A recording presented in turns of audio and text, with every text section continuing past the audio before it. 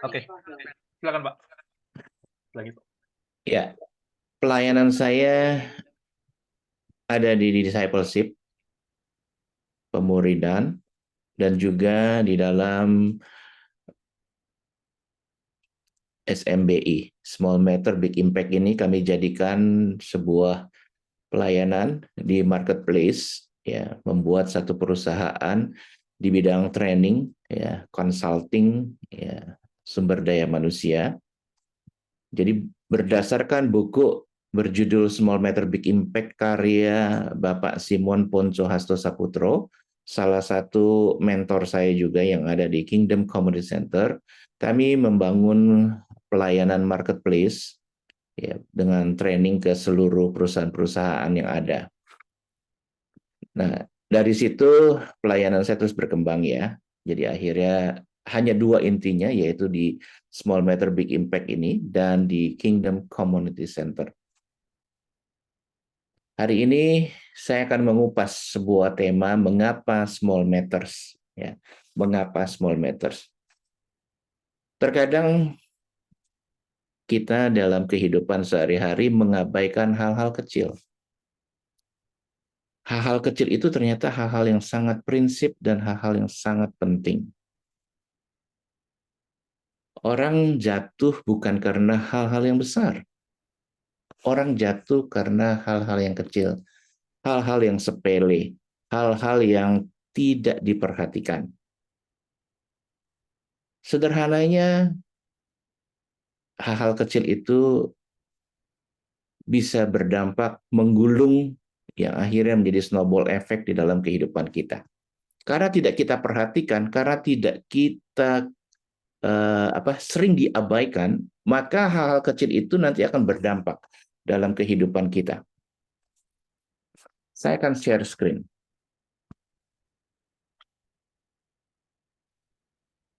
Ya, silakan Pak.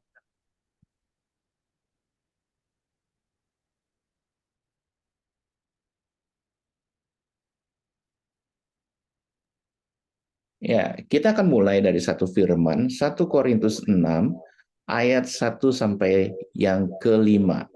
Kita bisa buka Alkitabnya, ya, atau sudah saya cantumkan di dalam slide ini. Ya, 1 Korintus 6, ayat 1 sampai yang kelima. Saya akan bacakan. Ini ada suara feedback, ya? Nggak ada Pak? Nggak ada, ya? Saya bisa mendengar suara saya dari ada 1 Korintus 6 ayat 1 sampai 5.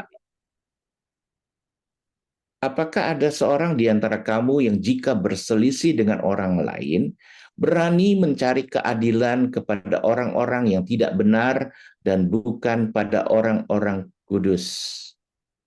Nah, saya masuk nomor 1 dulu. Ayat yang pertama ini. Jadi pertanyaannya adalah, seringkali di dalam kehidupan kita sebagai anak-anak Tuhan, ya, sebagai umat Tuhan, ketika kita berselisih paham dengan orang lain, berselisih dengan anak-anak Tuhan yang lain, ya, kita mencari keadilan, ya, mencari keadilan kepada orang luar, bukan kepada orang-orang kudus. Pertanyaannya, siapa itu orang-orang kudus? Karena saya dari discipleship biasanya selalu berinteraksi. Siapa itu orang-orang kudus? Who is the Pendeta, holy Pak? people?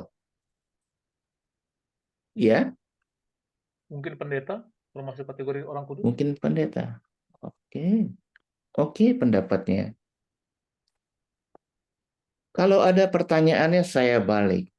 Are you holy people?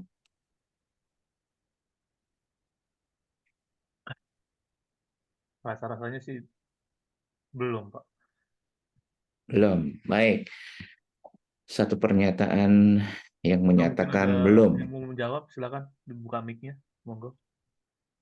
Ya, Through Jesus, seringkali ya, through Jesus Christ, we are holy. Roji. Through Jesus Christ, we are holy. Oke. Kalau ada orang tanya, are you holy people? Are you righteousness people? Selalu orang Kristen menjawab, no, I am not holy. Saya sedang berjalan menuju holy. Are you righteousness people? Bukan. Saya belum benar. Saya baru mau berjalan dalam kebenaran. Ya, sebelum saya kembali ke ayat yang nanti 1 Korintus 6 ayat 1-5. Tapi ini adalah satu basic yang seringkali orang-orang Kristen itu salah. Kalau ditanya, are you holy? Are you righteousness people? Harus dijawab, yes. I am holy. I am righteousness people. Saat kita percaya kepada Kristus, dari hati aku percaya, dengan mulut aku mengaku. Roma 10 ayat 9-10. Maka kasih karunia itu dilimpahkan kepada kita. Ia mengubahkan kita yang dari orang berdosa menjadi orang kudus. Dari orang berdosa menjadi orang benar. Tapi Pak, saya masih bisa jatuh dalam dosa.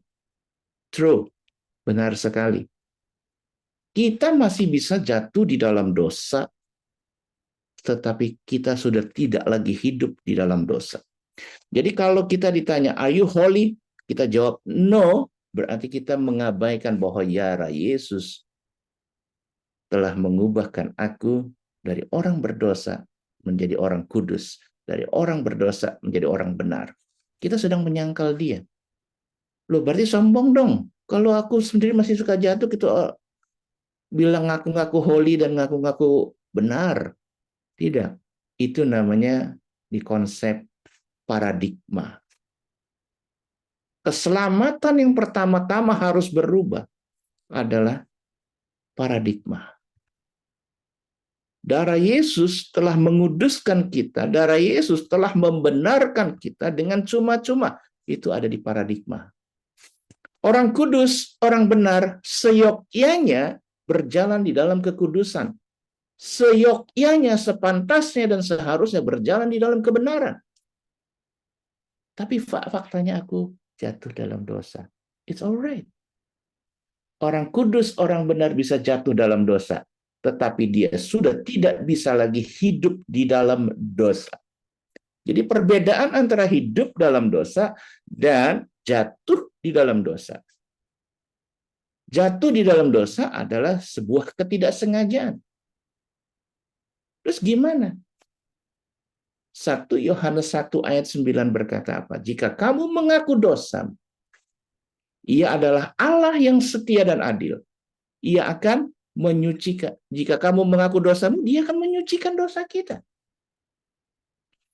Perhatikan kata setia. Setia itu artinya Tuhan secara terus-menerus akan mengampuni kita. Maka title Tuhan adalah Tuhan Maha Pengampun. Ada kata maha, artinya kapanpun kita jatuh, kapanpun kita melanggar, asal kita datang kepada Dia, mengakui segala dosa-dosa kita kepada Dia. Dia Allah yang setia. Dia akan mengampuni dosa kita. Saat Dia mengampuni dosa kita, Ia menyucikan kita kembali.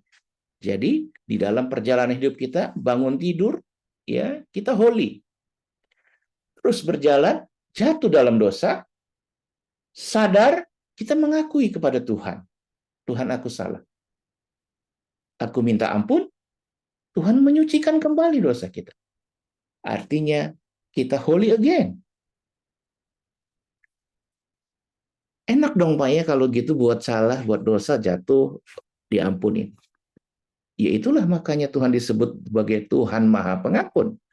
Tetapi kata setia itu dipadu padankan dengan kata adil. 1 Yohanes 1 ayat 9. Ada kata adil. Di situ ada keadilan Tuhan. Jadi antara orang yang jatuh satu kali dengan orang yang tidak pernah jatuh, tentu ada keadilan Tuhan. Orang yang tidak pernah jatuh dengan orang yang sering kali jatuh, tentu ada keadilan di sana. Jadi jangan coba-coba Karena Tuhan Maha Pengampun, nggak apa-apa. Tiap kali jatuh, aku minta ampun. Tiap kali jatuh dalam dosa, aku minta ampun. True, Tuhan ampuni. Tetapi ada perbedaan antara yang tidak pernah jatuh dengan yang jatuh berkali-kali. Sekali lagi, ya, itu dimulai dari paradigmanya.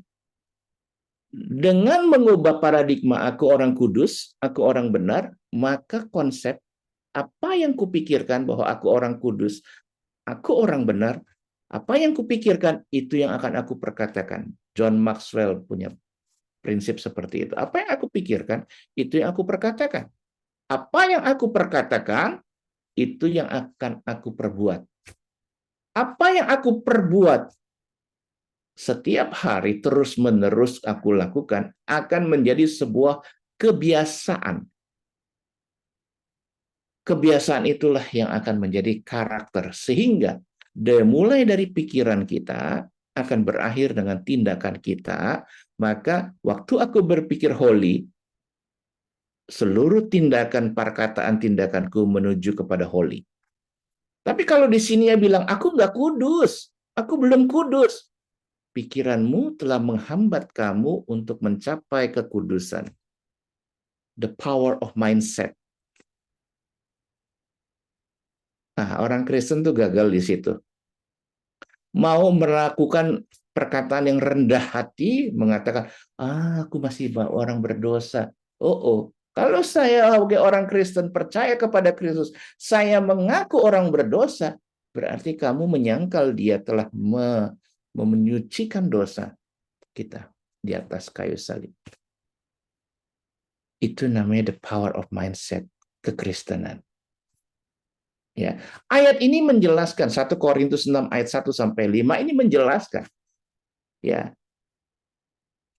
Ayat 2-nya dikatakan, atau tidak tahukah kamu bahwa orang-orang kudus akan menghakimi dunia?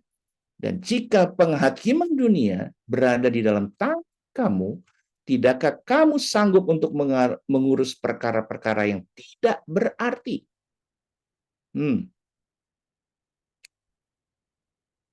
Perhatikan. Orang kudusnya siapa?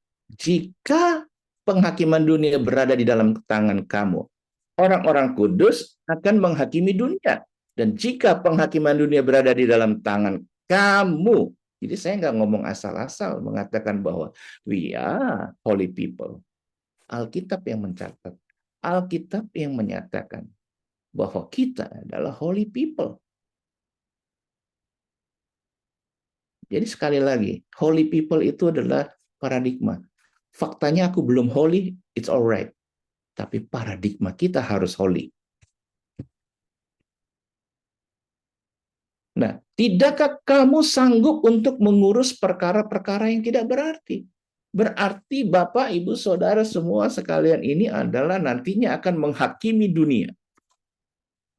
Apa yang dimaksud dengan menghakimi? Coba kita diskusi di sini. Apa yang dimaksud dengan menghakimi? Apakah kita akan berkata pada dunia, bertobatlah, kerajaan Allah sudah dekat. Kamu salah, kamu berdosa. Apakah itu menghakimi dunia? Bagaimana cara menghakimi dunia?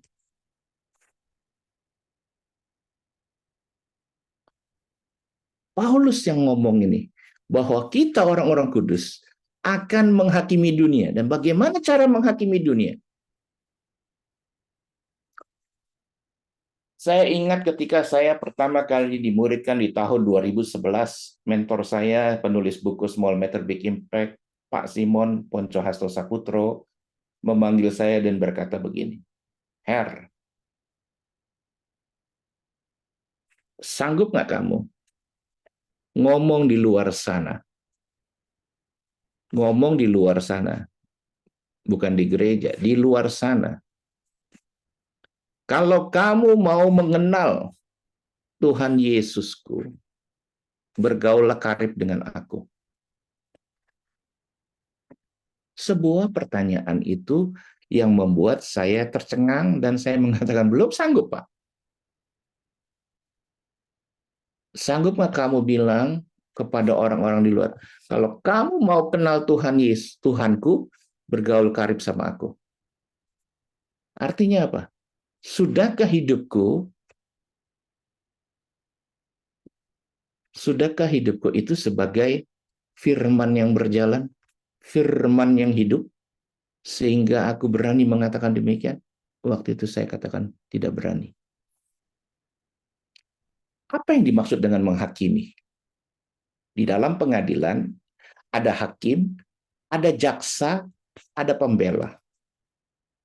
Jaksa sifatnya mendakwa, menuntut. Jaksa menuntut. Itu tugas siapa kalau di ini? Tugas si jahat, si iblis. Pembela siapa? Yesus. Hakim. Apa tuh hakim?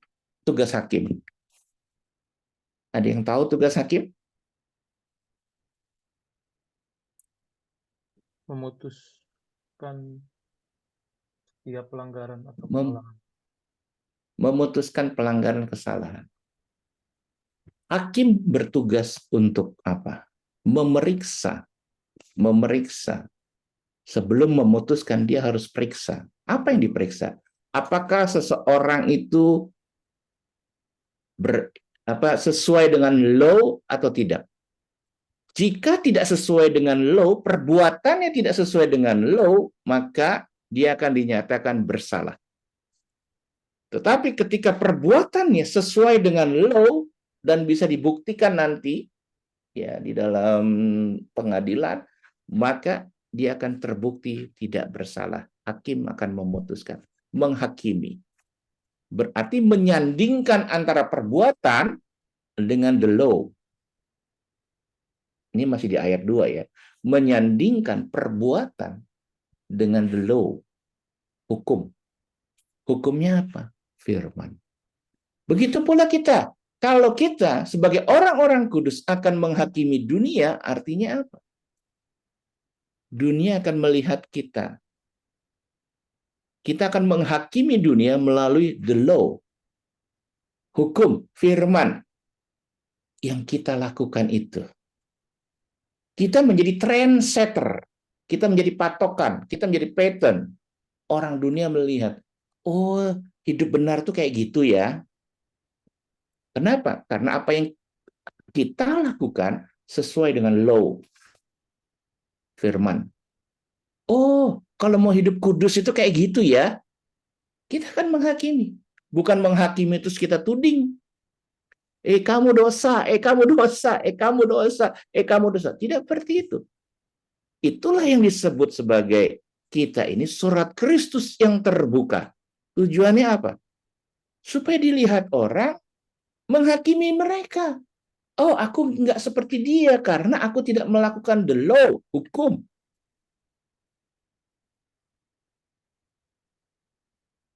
Nah, firman Tuhan berkata di ayat 2 ini, tidakkah kamu sanggup untuk mengurus perkara-perkara yang tidak berarti? Perkara tidak berarti itu apa sih? Perkara-perkara receh. Perkara-perkara kecil. Kita jatuh bukan karena batu yang besar, tetapi kita jatuh oleh karena batu yang kecil. Kita kesandung oleh karena batu yang kecil, bukan batu yang besar. Kalau batu besar kita kelihatan, kita akan hindari. Tetapi kita seringkali jatuh pada batu yang kecil. Ini, loh bagaimana kita harus menghakimi dunia? Orang perkara-perkara kecil aja kita nggak sanggup, perkara-perkara kecil aja kita gagal, bagaimana kita mau menghakimi dunia? Nggak bisa. Makanya untuk menghakimi dunia, kita harus setia kepada perkara-perkara yang tidak berarti. Ayat 3. Tidak tahukah kamu bahwa kita akan menghakimi malaikat-malaikat? Lebih hebat lagi ternyata. Kita lebih mulia daripada malaikat-malaikat. Jadi apalagi perkara-perkara biasa dalam hidup kita.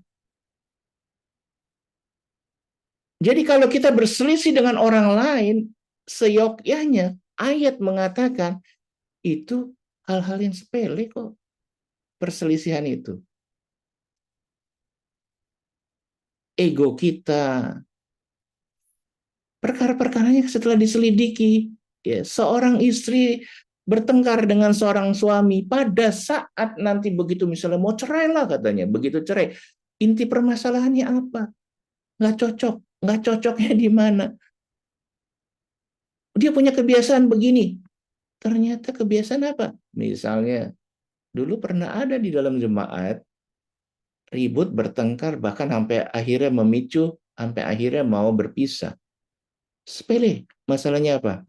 Sang suami tipe orang selebor, kalau mencet odol sembarangan, kadang dari tengah, dari atas, dari bawah, dia sembarang pencet saja, semau-mau dia lah.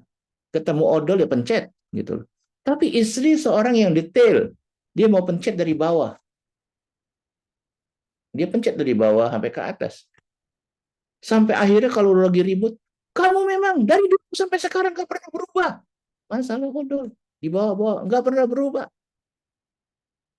Akhirnya merembet merembet, dia bilang nggak bisa bersatu Pak, kami nggak bisa bersatu lagi. Tanya hakim, kenapa mau cari gara-gara odol?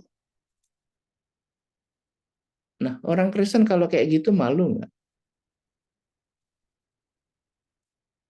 Hal yang sepele.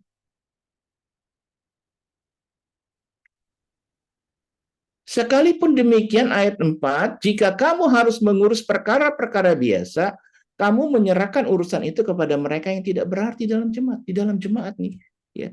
Urusan besar pada gembala, urusan kecil udahlah kasih orang yang nggak inilah. Padahal urusan kecil itu penting. Mengapa kita harus attention to detail, hal-hal kecil? Memberi perhatian kepada hal kecil itu melatih kepekaan kita. Kalau kita sebagai employee, sebagai karyawan, kita harus tahu apa yang kita kerjakan. Hal-hal kecil itu kita perhatikan. Tujuannya apa? Melatih kepekaan. Saya sebagai otoritas di dalam perusahaan, saya harus memperhatikan. Saya bisa mengerjakan apa yang karyawan saya kerjakan, dan saya mengerti secara detail apa yang terjadi. Nah, dengan memahami hal-hal detail di dalam pekerjaan, saya tahu outputnya seperti apa. Ketika ada output yang salah, saya tahu ini pasti kamu nggak lakukan ini, nggak lakukan itu. Nah, ternyata waktu memahami kedetilan, memahami hal-hal yang tidak berarti, hal-hal yang kecil itu melatih kepekaan. Jadi kita nggak mudah dibohongi orang kalau sebagai otoritas. Kok outputnya beda ya? Hasil produknya kok beda ya? Hasil ini beda. Oh, karena kamu tidak melakukan bagian yang satu proses kamu abaikan ini.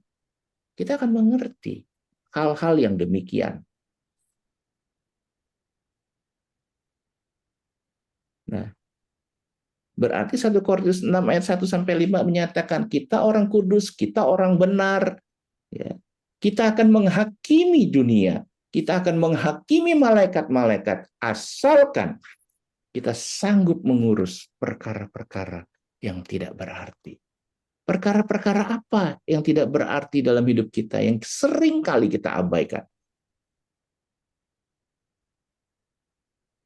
Bukan perkara besar kok. Hidup ini sederhana. Ya. Semua konflik, semua perselisihan ketika dibedah, ketika ditelaah, intinya hal yang sepele. Dan kita mencari penyelesaiannya kepada apa? Orang di luar sana. Dari hakim-hakim dunia. Kita tidak mencari kepada orang-orang benar, orang-orang kudus. Ada di mana? Harusnya cari di lingkungan internal. Tapi orang internal gereja tidak sanggup menyelesaikannya. Ini yang terjadi. Ya, nanti kalau diteruskan ini ada 1 Korintus 6 ayat 7 dan 8. Itu keadilan, tentang keadilan. Tapi hari ini saya nggak bahas di ayat situ. Saya bahas ayat sini. 1 Korintus 6 ayat 1-5 ini. Dan kalau kita lihat 1 Korintus 6 ayat 2, saya mau lebih spesifik di ayat yang kedua. Atau tidak tahukah kamu bahwa orang-orang kudus akan menghakimi dunia, dan jika penghakiman dunia berada di dalam tangan kamu, tidakkah kamu sanggup untuk mengurus perkara-perkara yang tidak berarti? Di dalam bahasa Inggrisnya, ya saya sudah cantumkan, dikatakan bahwa judge the smallest matters. Urusan small matters. Kembali lagi. Makanya small matters, big impact. Hal kecil akan membawa dampak yang luar biasa.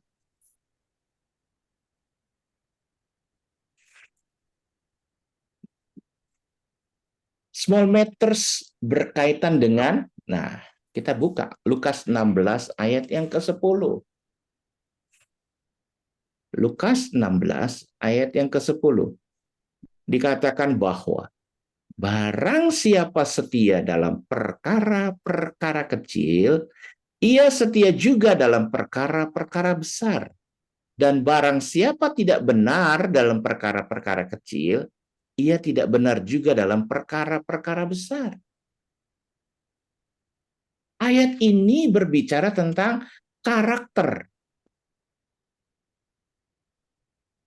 Barang siapa punya karakter setia pada perkara-perkara kecil, maka ketika dia mendapatkan perkara-perkara besar, dia pasti setia juga.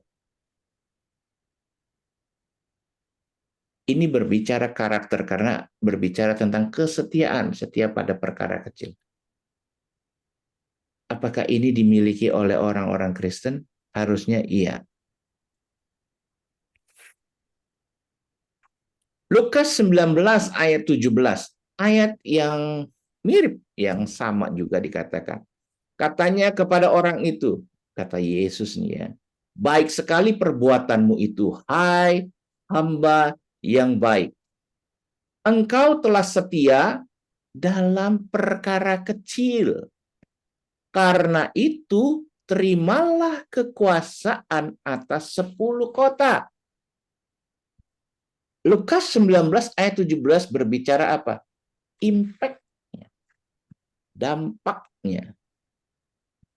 Dampaknya ternyata kekuasaan atas 10 kota. Ini nggak main-main. Jadi orang yang setia pada perkara kecil, orang yang sanggup mengurus hal-hal yang kecil, impact-nya katanya sampai kepada 10 kota. 10 kota itu kalau di Indonesia itu ya 10 kecamatan kali ya. 10 kecamatan, anggaplah kecamatan ya. Kalau gedenya kabupaten gitu kan. Kecamatan. 10 kecamatan itu apa? Bisa menjadi satu kabupaten. Satu kabupaten terkadang terdiri dari 10 kecamatan misalnya. Berarti kota besar. Level bupati lah gitu. Level bupati.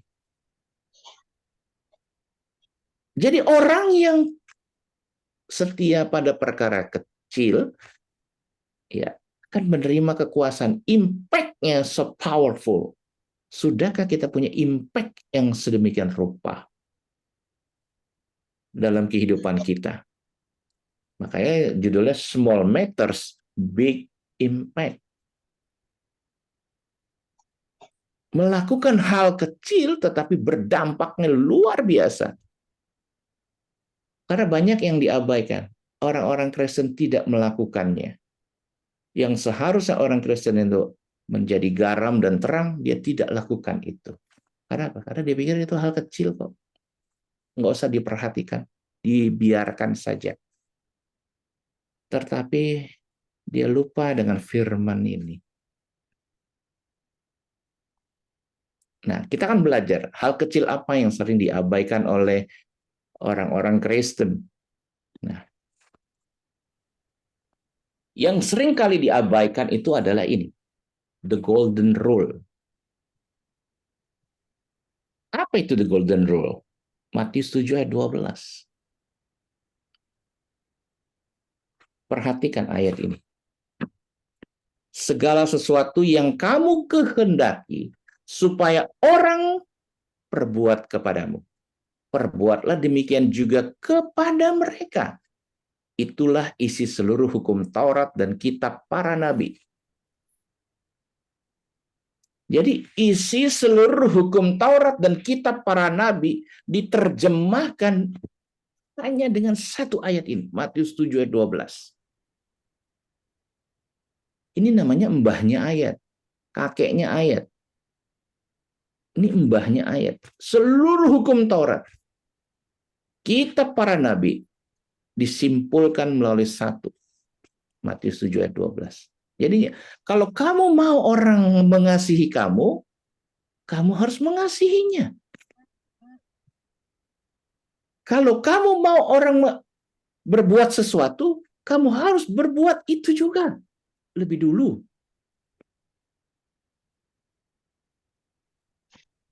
Perhatikan di sini.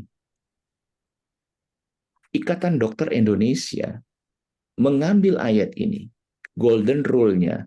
Kalau kamu nggak mau ditabok, jangan tabok orang lain. Kalau kamu nggak mau dicubit, jangan cubit orang lain. Itu hukum mereka. Dari sisi negatifnya ya, dari sisi kalau kamu nggak mau dicubit, jangan cubit. Gitu. Tapi seperti itu. Sama nggak? Sama. Kalau kamu nggak mau dibikin susah sama orang lain, jangan bikin susah orang lain. Ini ayatnya. Alkitab mengajarkan ini. Yang artinya ini sama dengan hukum kasih. Masa sih Pak ini hukum kasih? Kita buka. Di dalam Alkitab hanya ada dua ayat yang berkaitan bahwa isi seluruh hukum Taurat dan kitab para nabi. Satu Matius 7:12, yang satu lagi di mana? Coba kita buka. Matius 22 ayat yang ke-40. Silakan dibuka Matius 22 ayat yang ke-40. Silakan. Salah satu bisa membantu saya membacakan. Baik, Pak. Matius 22 ayat 40 ya. Iya. Pada kedua hukum inilah tergantung seluruh hukum Taurat dan kitab para nabi. Dua hukum itu apa? Kasihilah sesamamu manusia seperti dirimu sendiri. Betul ya? Betul. Ayat yang di atasnya, 37, 38, 39 adalah ayat tentang hukum kasih. Dengan segenap hati, segenap jiwa, segenap akal budi, dan segenap kekuatan kita. Kita diminta untuk mengasihi. Ini hal kecil loh. Tapi sering diabaikan. Ternyata Matius 7:12 ini yang mbahnya ayat ini setara sama dengan hukum kasih. Matius 22 ayat 40. The golden rule. Nah, saudara pernah sekolah minggu ya, atau pernah ngajar sekolah minggu? Pernah nggak bilang? Ada lagunya tuh, ada dua jalan, yang lebar dan yang sempit. Betul. Yang lebar api, betul? Betul, Pak. Masih ingat lagu sekolah minggu itu? Gimana lagunya? Masih, Pak. Nah, gimana lagunya? Saya Ada nyanyi dua sebentar. jalan. Di dalam dunia ada dua jalan, lebar dan sempit. Lebar dan Kau sempit. pilih yang mana? Yang Yang lebar lebar. api, jiwamu mati. Tapi yang sempit, hidup bahagia. Nah, pertanyaannya, jalan lebar itu apa? Pokoknya yang tidak sesuai dengan firman, yang mau Jalan dunia, Yang Pak. sempit, dunia, jalan dunia. Yang sempit, Ikut Yesus. jalan sempit. surga. Nah, Pintu surga. kita selalu mengajarkan, ya, begitu. Tetapi lupa, yang namanya jalan sempit itu adalah ayat yang ke-12. Sengaja saya sembunyikan ayat 13 dan 14. Saya sembunyikan, baru saya buka. Perikop ini 12, 13, 14 disebut golden rule.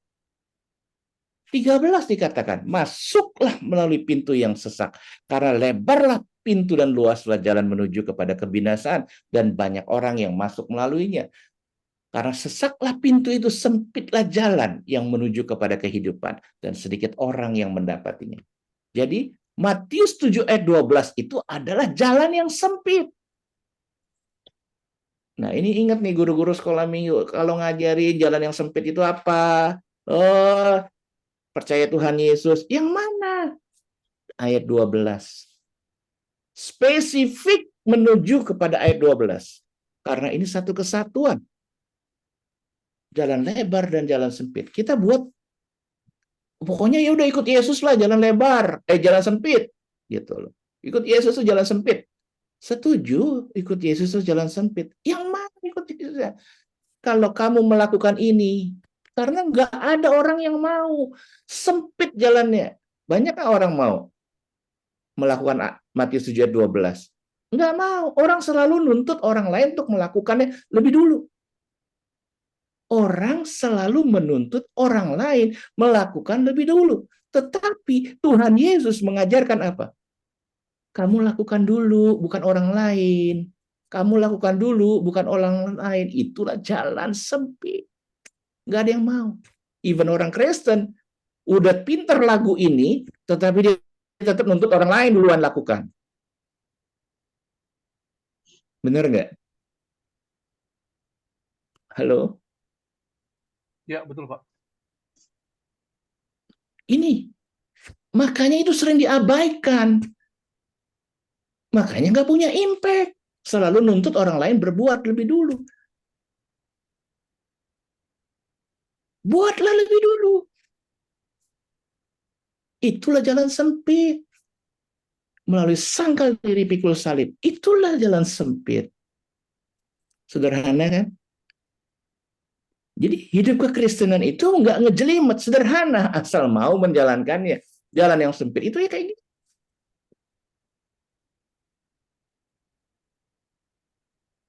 Ini yang kalau di dalam kelas pemuridan ini disebut sebagai berjiwa besar.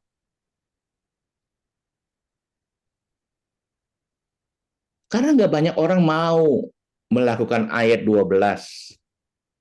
Makalah disebutlah itu jalan sempit.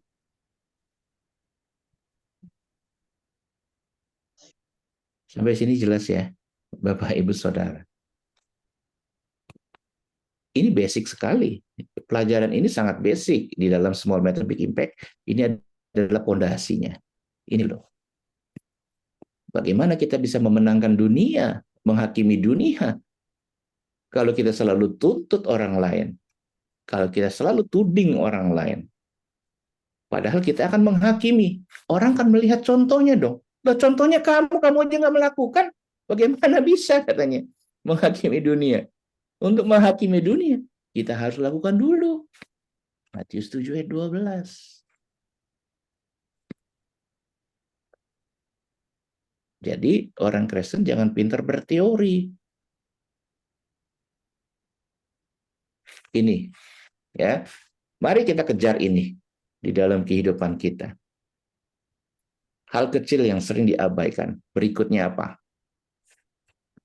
Matius 10 ayat 16 dan 17. Lihat, aku mengutus kamu seperti domba di tengah-tengah serigala. Sebab itu hendaklah kamu cerdik seperti ular, tulus seperti merpati. Tetapi waspadalah terhadap semua orang, karena ada yang akan menyerahkan kamu kepada majelis agama, dan mereka akan menyesah kamu di rumah ibadahnya. Perhatikan di sini. Kita ini diterjunkan di dunia ini untuk satu tugas. Ada tugas yang diemban. Ya, namanya tujuan hidup ya. Kalau di kelas pemberitaan akan dibahas itu. Tetapi mengutus, kita diutus seperti Yesus diutus.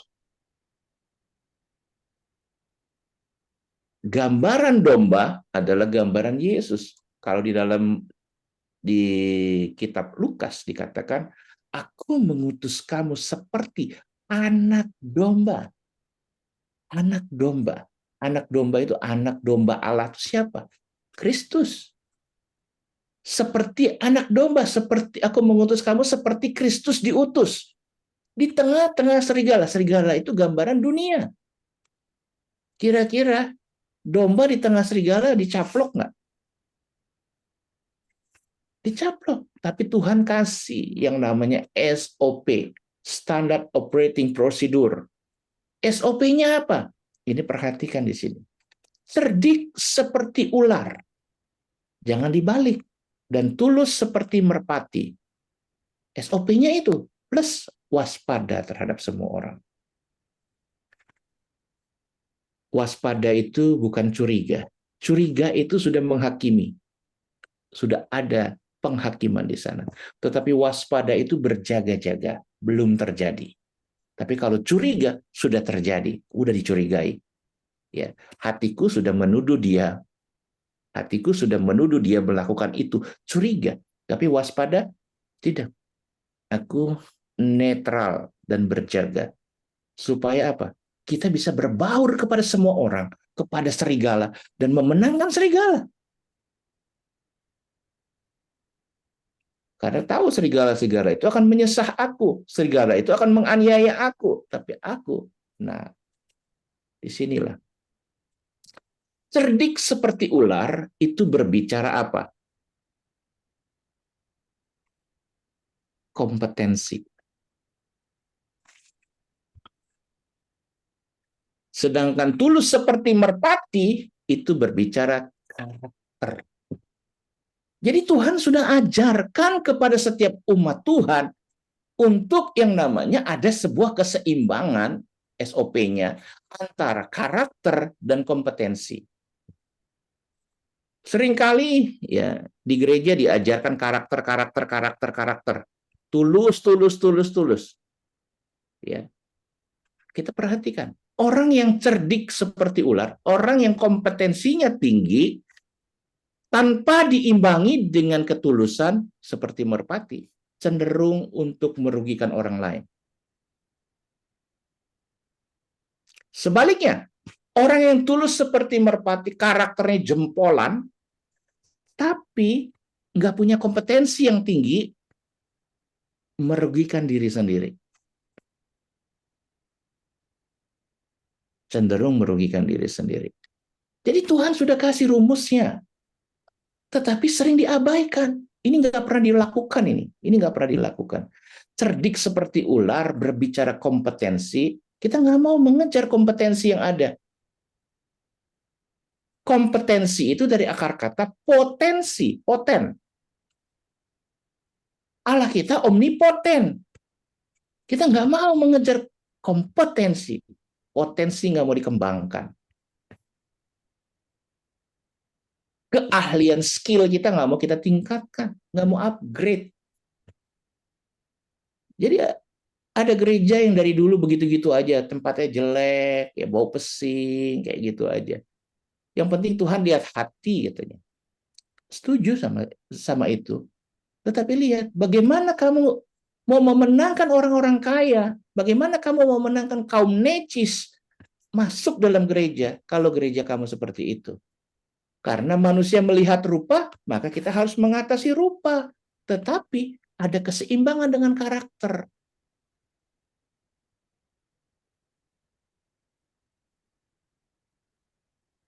Jadi gereja, kita adalah gereja harus punya keseimbangan karakter dan kompetensi. Ini small matters. Ini small matters. Sederhana. Ya, sederhana, tapi ini small matters yang harus dibangun di dalam kehidupan kita. Ini fondasinya. Jadi mulailah dari diri kita untuk mengembangkan hal-hal kecil itu. Hal-hal yang sederhana itu yang diperhadapkan kepada kita setiap hari. So simple.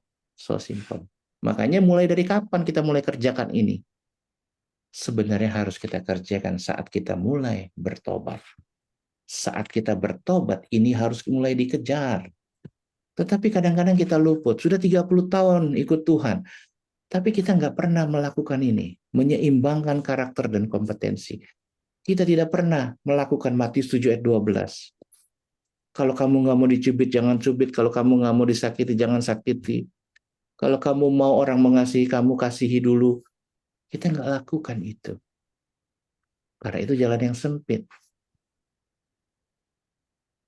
Mulailah dari sekarang. Mulailah praktek. Mulailah. Masa depanmu dimulai dari kapan? Dari hari ini. Masa depanmu diciptakan dari apa yang kamu lakukan hari ini, bukan besok. Sejatinya kalau ada orang yang ngomong besok ya, oh saya kerjain nanti besok. Percayalah, dia tidak akan pernah mengerjakannya. Karena tomorrow itu adalah ilusi. Tidak ada hari esok, dan kita tidak akan pernah berjumpa hari esok. Seperti anekdot berkata di warung-warung, hari ini makan besok gratis. Sederhana, hari ini makan besok gratis. Kita nggak akan pernah jumpai besok. Dan tidak akan pernah jumpai gratis. Pada saat besok kan, oh hari ini makan ya, berapa harga? 20.000, bayar 20.000. Besok datang lagi. Begitu datang, nah hari ini gratis dong. Judulnya apa? Hari ini makan, bayar. Kan hari ini ya, nggak ketemu besok. Betul. Bener ya? Artinya Prognosisnya. apa? Kita selalu menunda-nunda.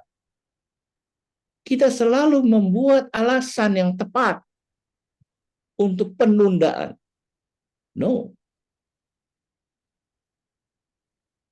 Masa depan kita, hidup kita, kekekalan kita diciptakan dari kapan? Dari hari ini. Jadi nggak boleh dipending-pending. Nggak boleh ditunda-tunda. Karena kalau ditunda, sudah so pasti tidak akan pernah dikerjakan. Anak-anak Tuhan harus bekerja hari ini. Nggak usah mikirin. Makanya doa Bapa kami juga, berikanlah makanan kami secukupnya. Hari ini. Hari ini. Ya. Mulailah menata, mulailah antisipasi. Ya. Mulailah antisipasi. Saudara mulai memahami firman yang tadi saya sampaikan. Matius 7:12. 1 Korintus 6 ayat 1 sampai 5. Matius 22 ayat 40. Mulailah dipahami, mulailah dicerna. Saudara mulai memetakan hal kecil apa yang aku abaikan. Hal apa yang selalu aku tuntut dari orang lain, tapi aku sendiri tidak lakukan. Mulai dipahami, kemudian memetakan itu dan membuat perencanaan. Dan bertindak. Jadi mulai memetakan hal-hal kecil.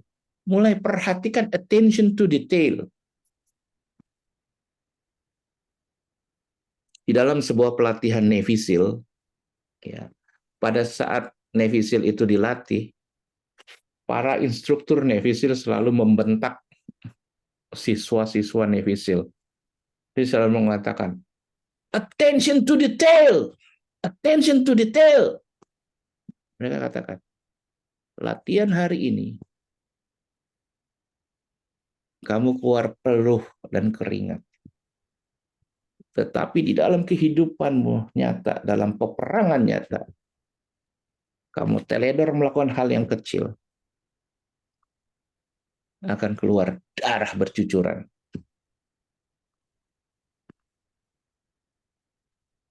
Mulai. To start preparing for the future is always in the present. Selalu dimulai dari hari ini.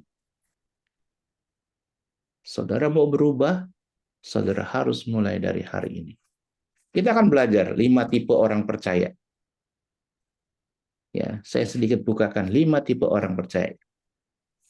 Ya.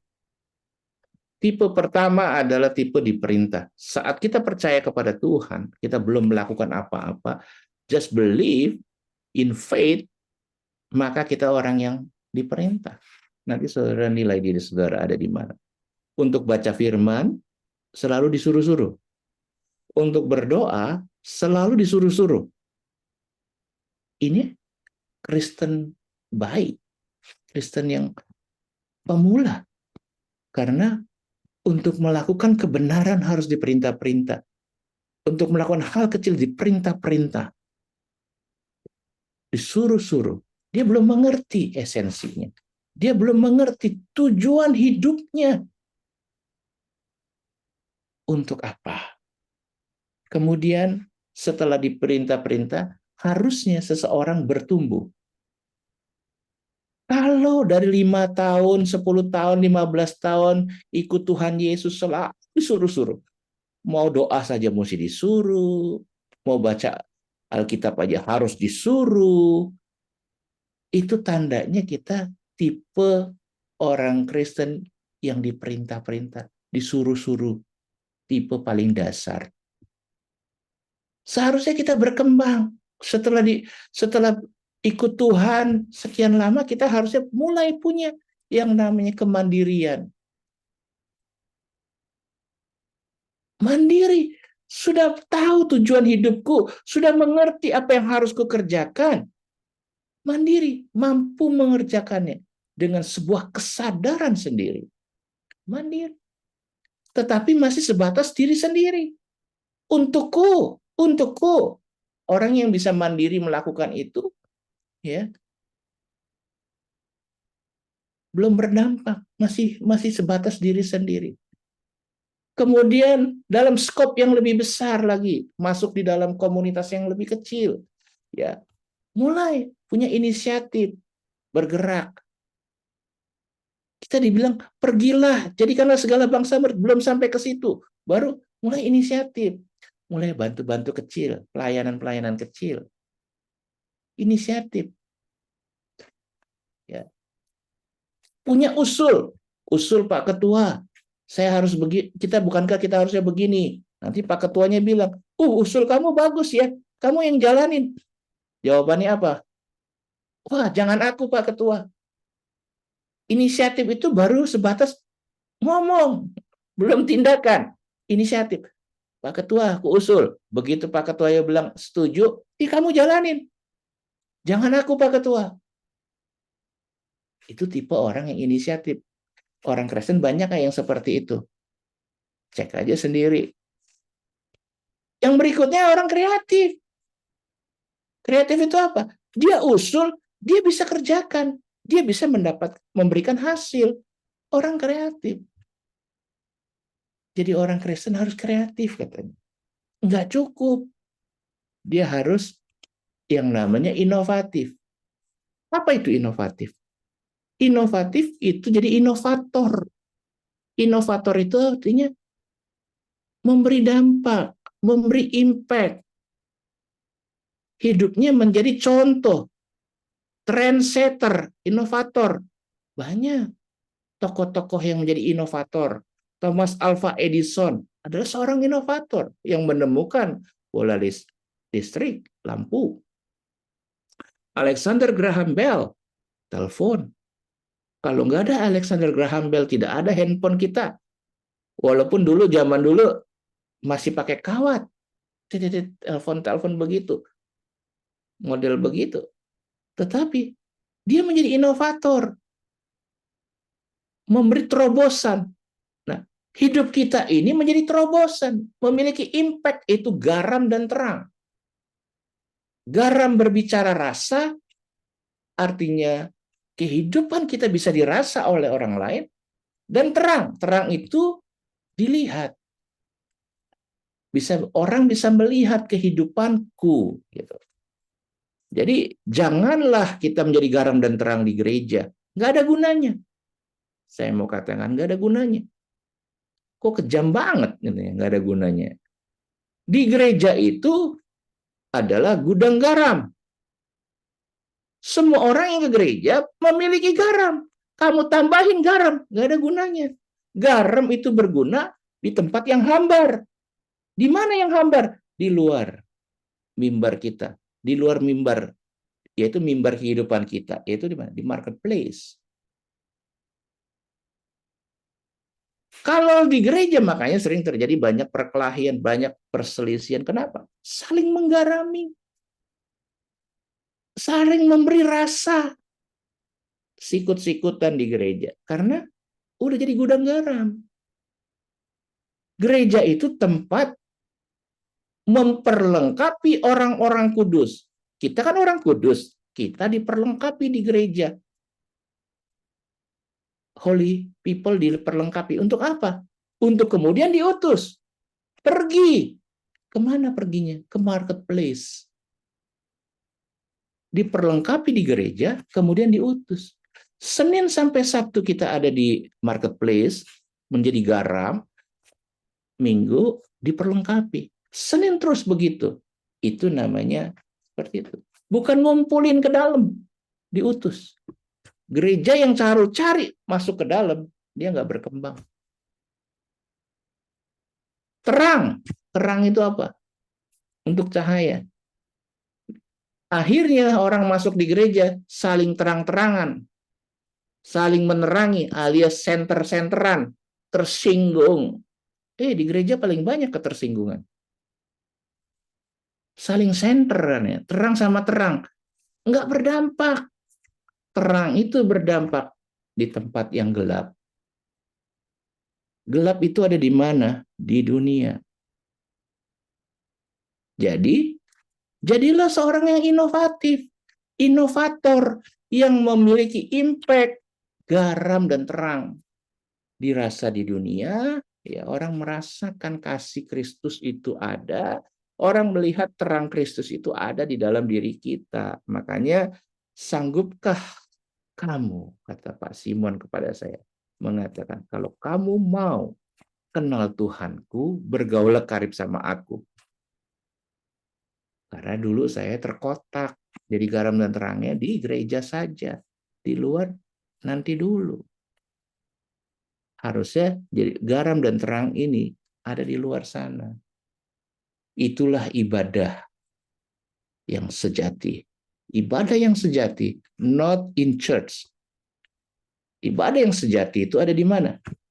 Di kehidupan kita sehari-hari. Roma 12 ayat 1 dan 2. Persembahkanlah tubuhmu sebagai persembahan yang kudus, yang hidup, yang kudus, dan yang berkenan kepada Allah. Itu adalah ibadahmu yang sejati. Godly living, godliness. Hidup berketuhanan itu bukan hanya di gereja. Hidup berketuhanan itu setiap waktu, setiap menit, setiap detik. Itu hal-hal yang kecil. Godliness. Hidup berketuhanan. Makanya saya heran. Kalau hidup berketuhananmu hanya ada di gereja, berarti hidup di marketplace-mu hidup apa? Berkesetanan. Tidak. Ya, saya percaya di sini semuanya telah melakukan itu. Hidup berketuhanan adalah kehidupan kita sehari-hari.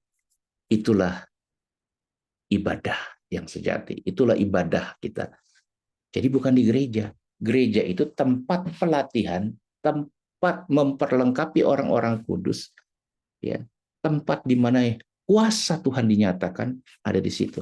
Senin sampai Sabtu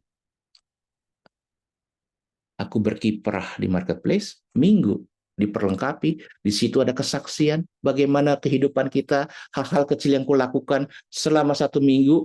Nah, hari Minggu itu aku bersaksi apa yang telah kukerjakan, apa yang telah kulakukan. Dengan memahami, kita percaya dengan small matters, apa yang kita kerjakan, kita punya kepekaan, peka dalam kehidupan kita. Jadi, kepekaan itu akan membuat kita mampu mengantisipasi permasalahan. Sebelum permasalahan datang, aku bisa antisipasi. Pas masalah datang, aku bisa antisipasi. Karena aku tahu hal-hal detail, kecil yang terjadi. Jadi bisa mengantisipasi. Kalau luput, berarti kita gagal di sana. Nah, kalau saya membagi gini ya, sebelum permasalahan terjadi, ya tindakan yang dibutuhkan untuk antisipasi perubahan sebelum terjadi, karena kita peka.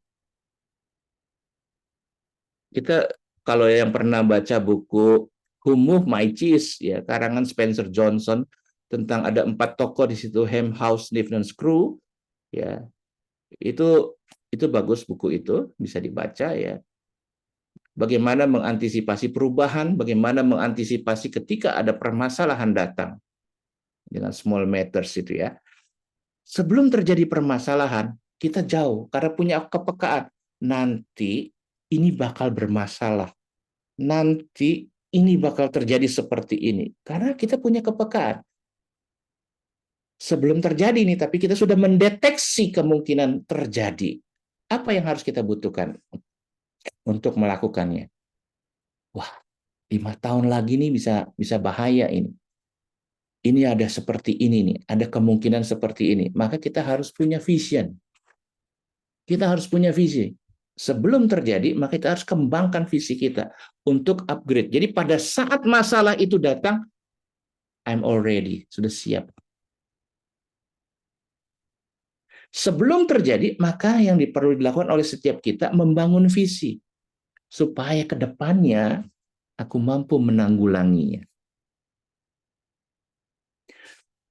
Tapi ada yang nggak bisa punya kepekaan demikian, nggak apa-apa. Kita cuma cukup saja pekanya. Saat terjadi masalah, aku peka. Oke, waduh salah nih. Ada masalah datang, waduh, masalahnya datang nih hari ini. Apa yang aku butuhkan? Persoalan datang, perubahan datang, seketika itu apa yang harus kulakukan? Aku gagal mengantisipasi perubahan yang akan terjadi, berarti terjadi saat ini juga. Gimana caranya? Jangan berlama-lama. Do action. Lakukan aksi.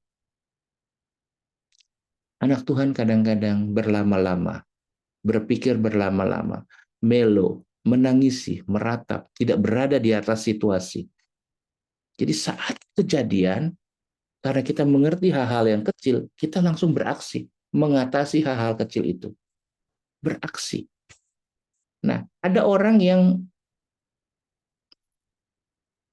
jadi pas datang, pas permasalahan datang, langsung kita sadar gitu ya. Langsung kita beraksi, menangkal itu.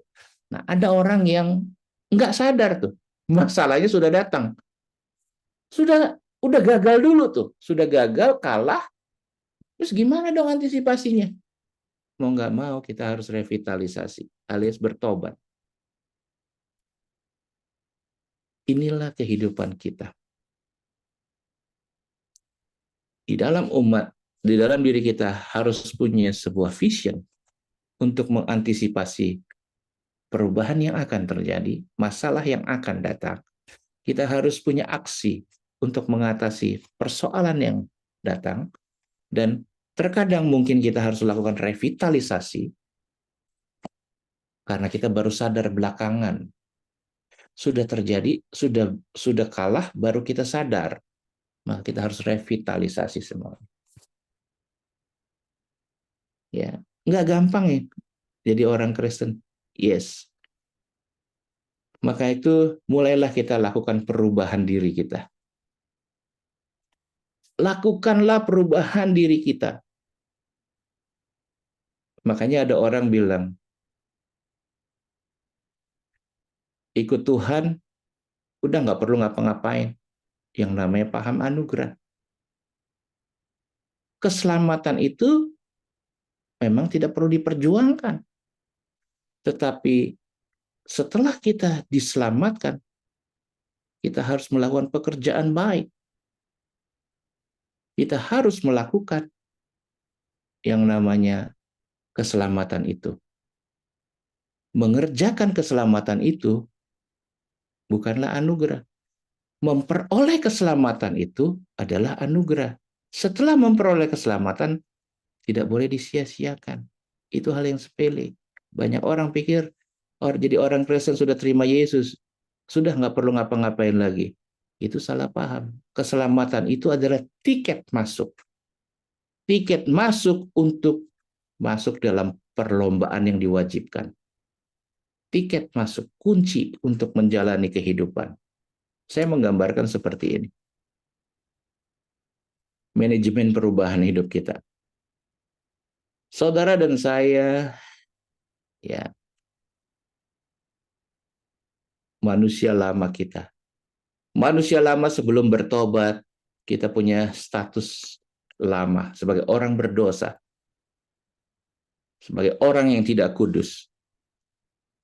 Saya pakai jubah lama. Cara-cara lama saya. Cara lama, cara berpikir. Makanya saya bilang paradigma itu adalah cara berpikirnya yang lama.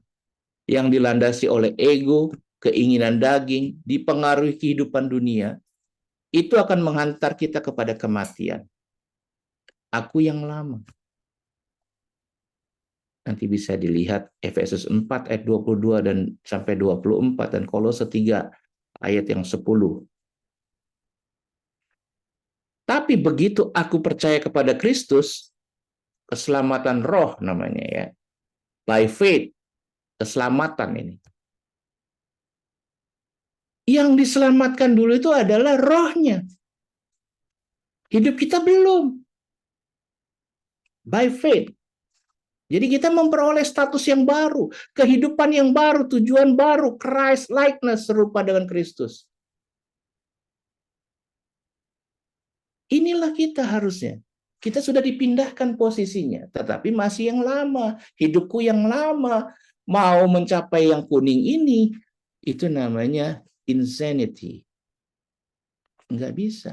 Segala sesuatu yang kukerjakan dengan paradigma lama, dengan sistem lama, dengan daging semua, enggak bisa menghantar kita kepada kudus dan benar.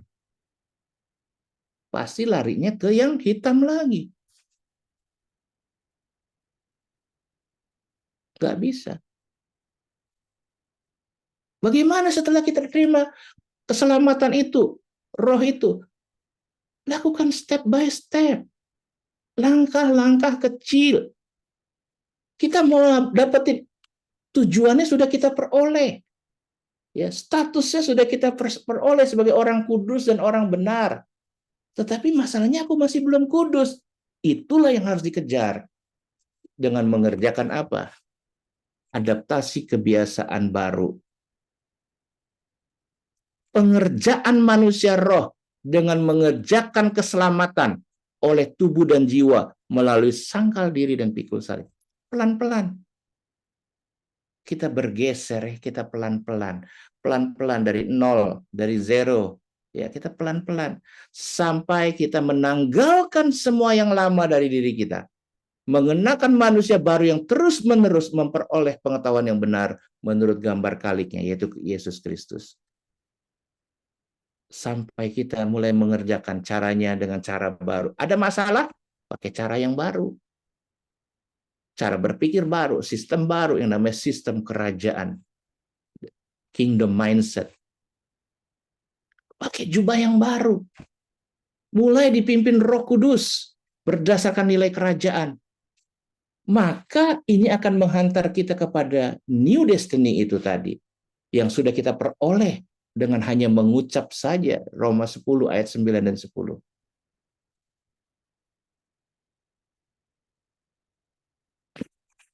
Inilah orang yang disebut zona nyaman.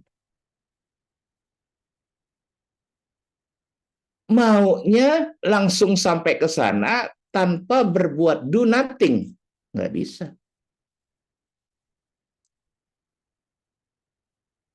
Itulah yang namanya paham kasih karunia anugerah yang bilang cheap grace.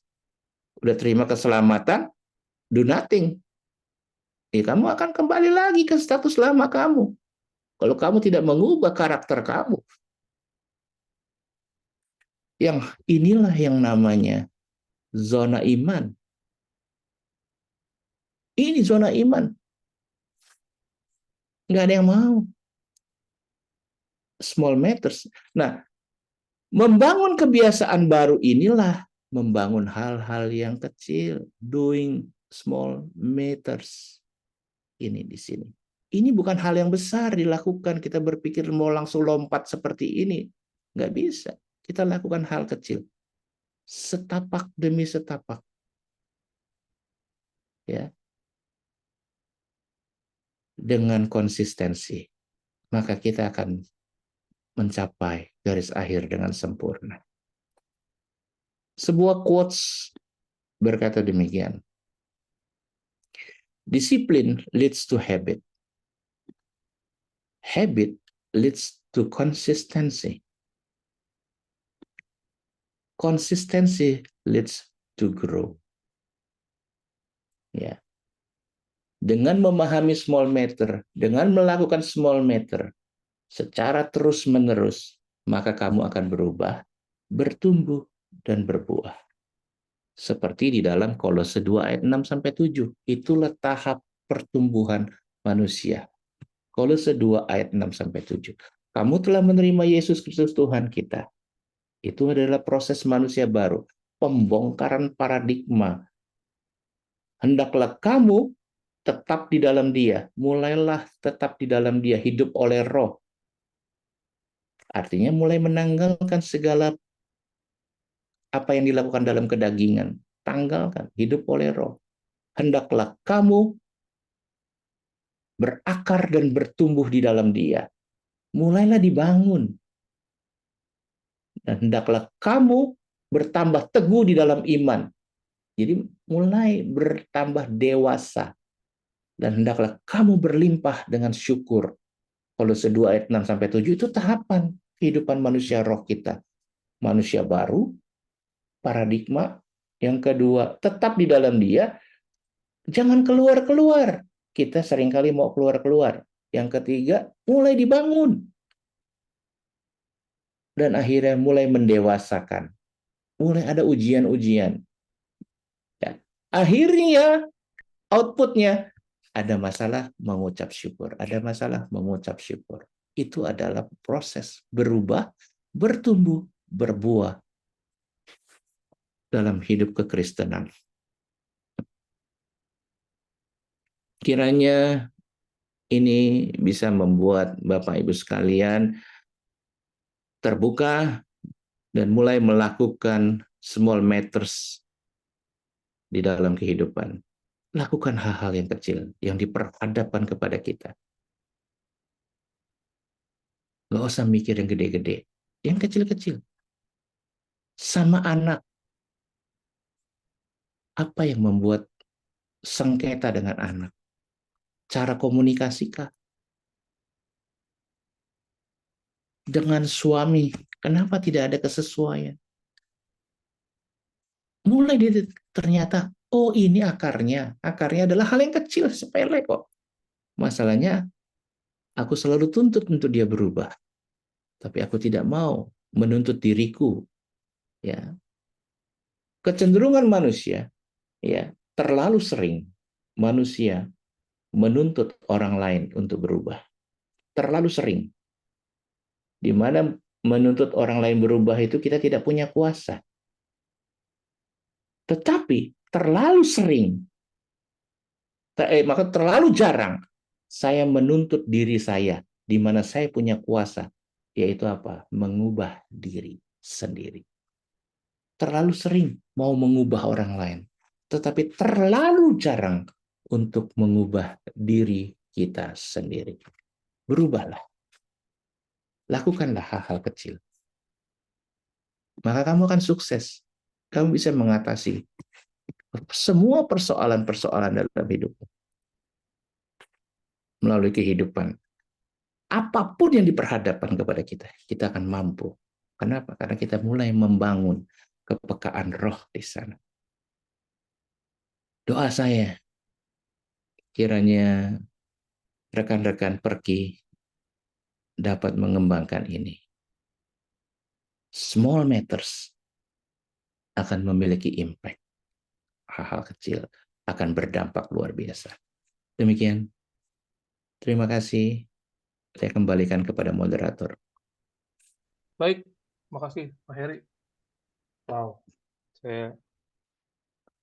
dalam kehidupan saya kayaknya banyak relate-nya nih Pak. Tapi mungkin buat teman-teman di sini, nanti habis ini kita ada sesi tanya jawab. Mungkin kalau ada yang mau bertanya silahkan, tapi mungkin saya mulai dulu sedikit pertanyaan kalau teman-teman belum ada. Tadi saya itu tertarik dengan ini, Pak. Sebentar, Pak. Saya lupa catatan saya.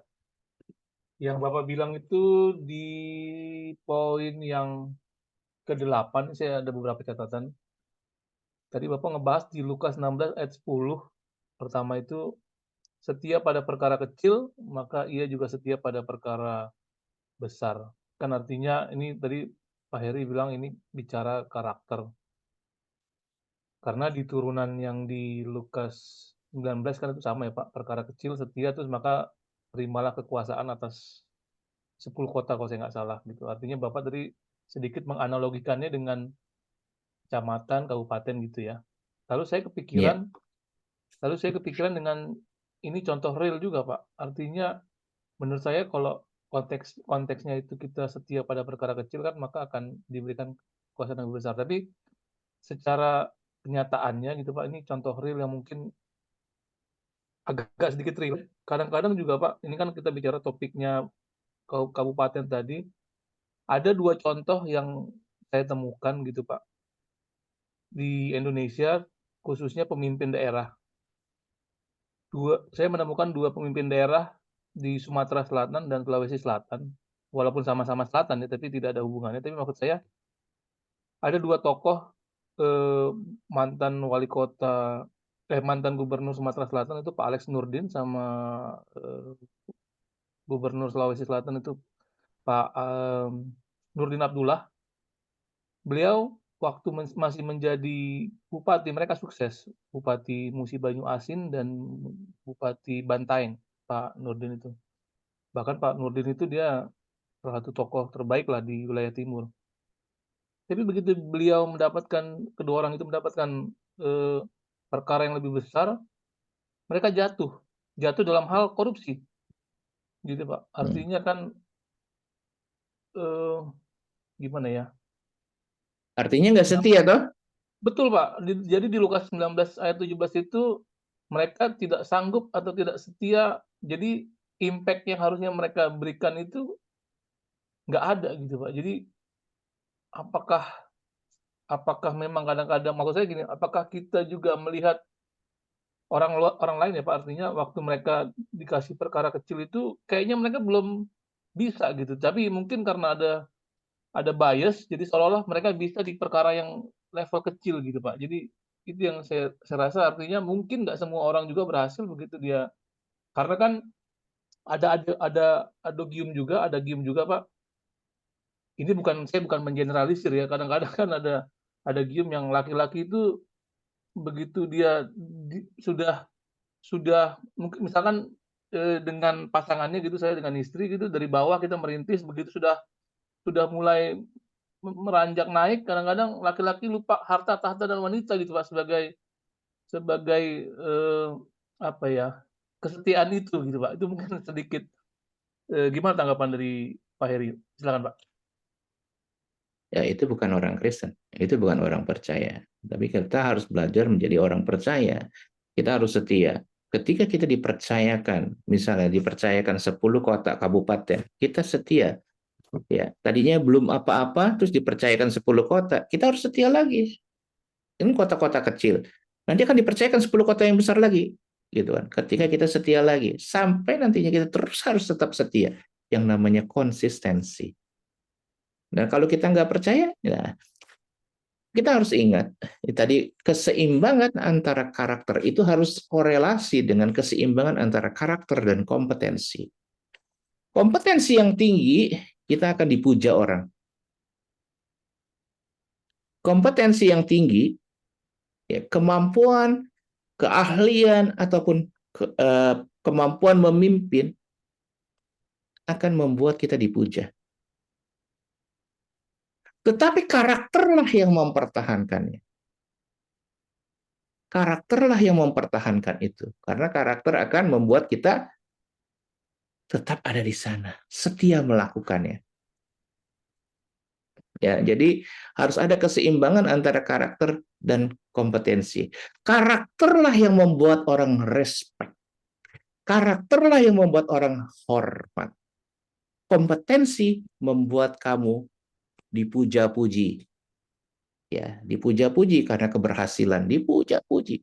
Tetapi yang mempertahankan itu adalah karakter, sehingga kamu akan mendapat respect, favor of God, favor of manusia, dari manusia. Jadi kesukaan Tuhan dan kesukaan manusia. Jadi tetap harus ingat, ya, setiap pada perkara kecil itu tadi, ya, juga korelasi dengan karakter dan kompetensi. Berbicara karakter dan kompetensi. Ya, jadi menurut saya, ya, kalau melihat itu kan dunia ya, ujiannya, makanya Ahok pernah ngomong, kalau kamu mau tahu karakter asli seseorang, kasih dia kekuasaan. Kasih dia kekuasaan, maka akan kelihatan the real character is. Sudah terbukti, Dan Pak, itu benar. mantan bosnya. Nah, ya itu dia. Ya, jelas. Jadi kita nggak perlu lagi, kita nggak perlu membahas itu. Kita orang Kristen harusnya ada di situ. Kita memberikan impact-nya di situ. Belum ada nih orang Kristen yang ada sampai di pucuk tertinggi. Ya, makanya sangat disayangkan. Ya, Ahok etikanya yang kurang. Gitu. Karakternya bagus tapi etikanya kurang. Jadi akhirnya seperti itu. Makanya harus diperlengkapi. Hidup kita ini harus diperlengkapi. Terus menerus, ya. Seperti itu ya. Silakan yang lain. Baik, makasih Pak Heri. Mungkin ada tambahan dari teman-teman terkait materi hari ini yang mungkin sedikit banyak relate dengan kehidupan kita sehari-hari.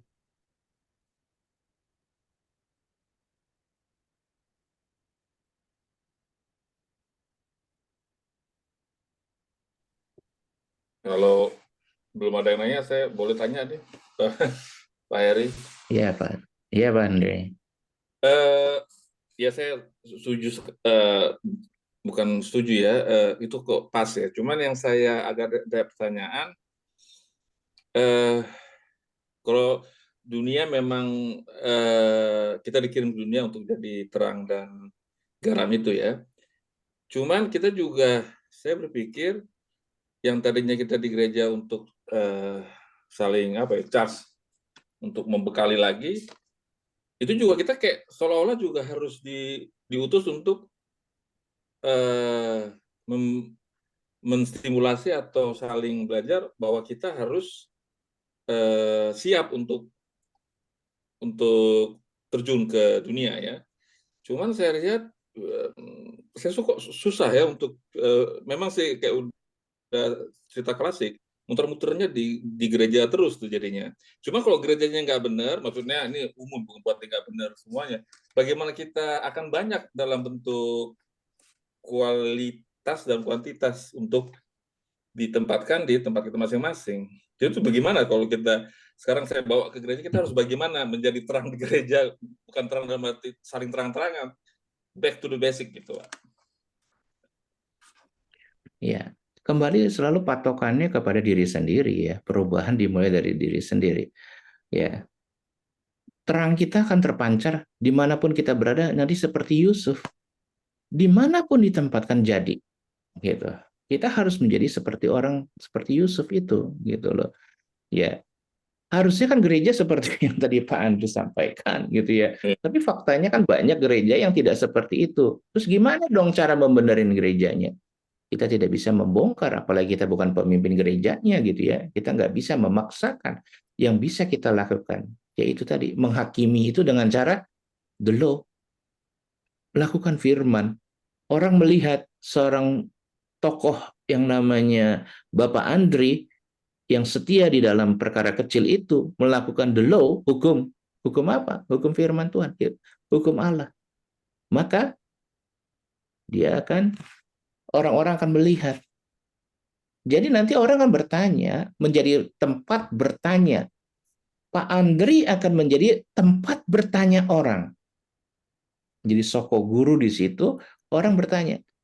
Jika adanya perkara, kalau 1 Korintus 6 tadi ayat 1, kalau ada perkara, yang dicari Pak Andri.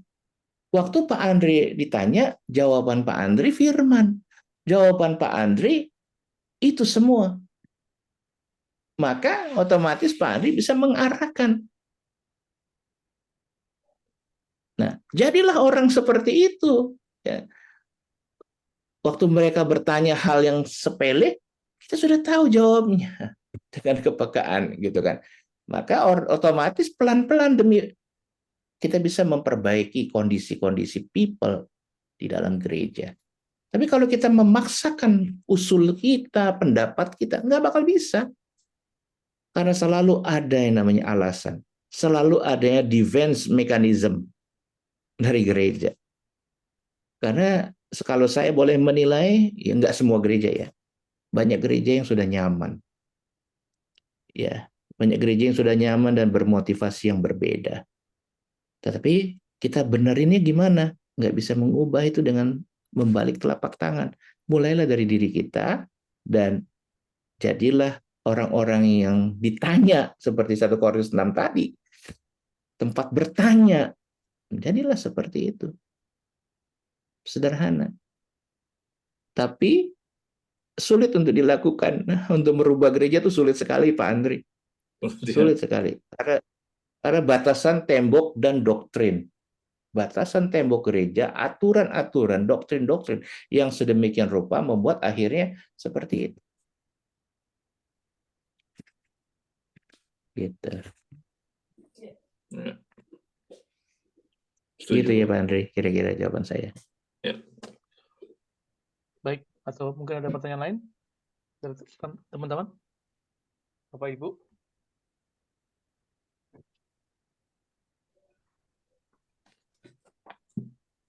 Kalau nggak ada, saya ada. Boleh Pak? Oh ya, silakan Pak Sandy. Selamat malam Pak Heri dan teman-teman Malam, semua. Pak.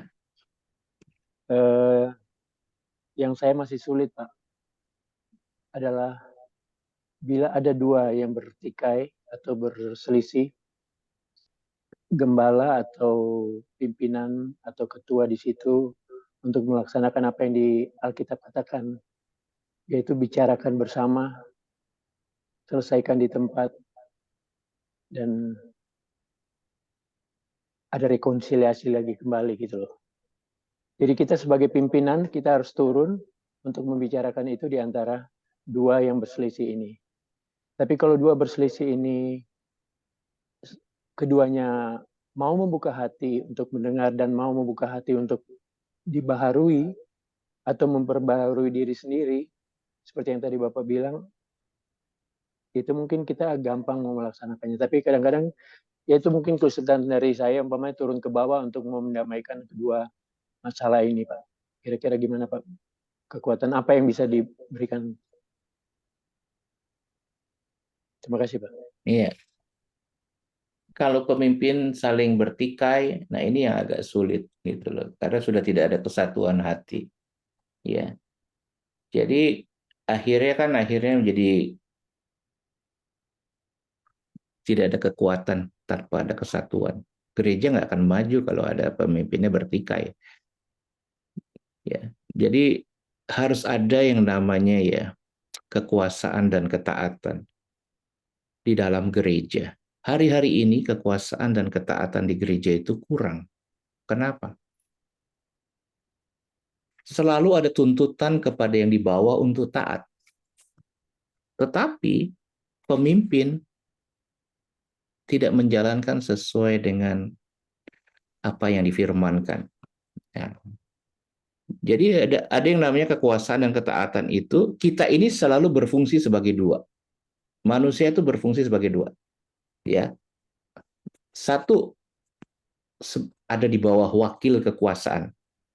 Jadi kita harus selalu taat kepada pemimpin atau otoritas, karena di bawah wakil kekuasaan. Yang kedua, fungsi kita adalah sebagai wakil kekuasaan. Mau tidak mau kita seperti MLM. saya ada di bawah wakil kekuasaan, di bawah otoritas, tetapi saya juga sebagai otoritas.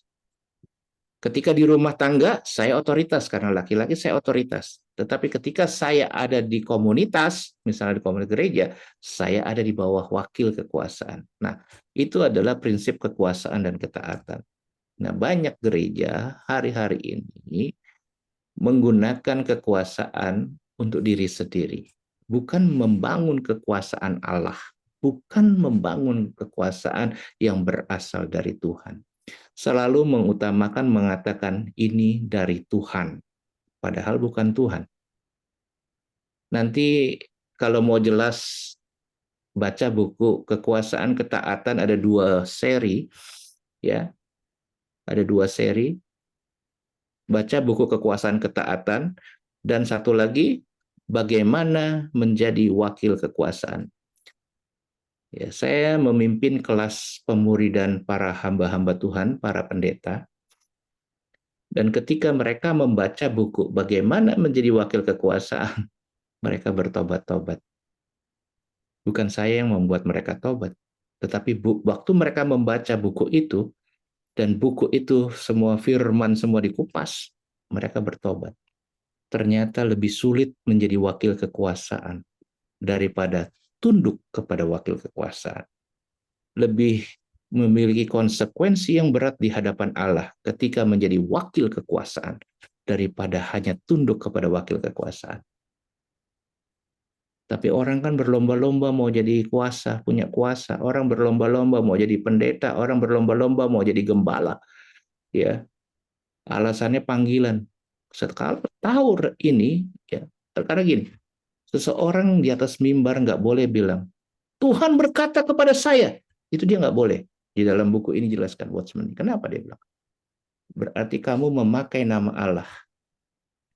Orang yang dipenuhi roh Allah, dia tidak perlu berkata ini dari Allah. Orang akan lihat itu dari Allah. Dari apanya?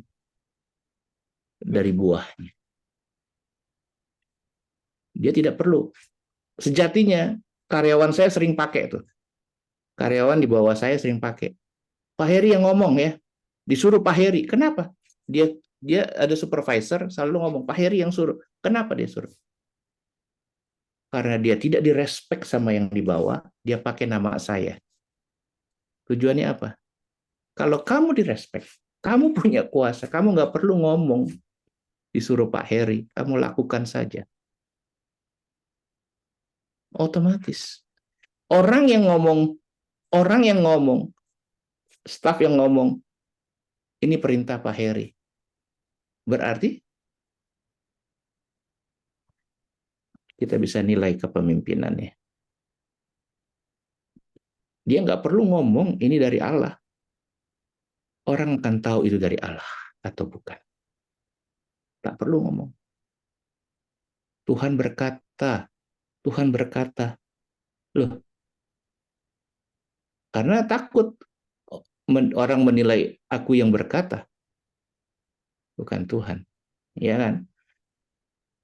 Jadi kalau memang benar-benar Tuhan yang berkata, nggak perlu kita gembar-gemborkan. Tuhan berkata, Tuhan akan memberi kuasanya kepada kita dengan respek dan hormat timbul dari sana. Nggak perlu kita gaungkan, ini Tuhan yang ngomong nih sama aku nih. Tandanya itu bukan dari Tuhan deh. Percaya deh, kalau ada orang ngomong Tuhan berkata, itu bukan dari Tuhan deh. Kenapa? Sejatinya kalau dari Tuhan, semakin dia berisi, dia seperti gandum, bukan lalang. Gitu Pak Stanley. Memang problematika gereja itu adalah problematika sulit. Ya, dari zaman bapak-bapak gereja itu sudah banyak yang saya nggak berani komentar ya, nggak berani menghakimi. Tapi problematikanya sudah ada dari bapak-bapak gereja kita zaman dulu. Tapi yang saya bisa sampaikan, ya kalau mau jadi penengah, jadilah penengah yang baik gitu loh. Seperti di 1 Korintus 6 itu. Sehingga mereka yang jadi pemimpin akan melihat keteladanan kita, mereka akan malu di sana. Oleh karena kita jadi teladan dalam the law. Itu tadi, teladan dalam firman.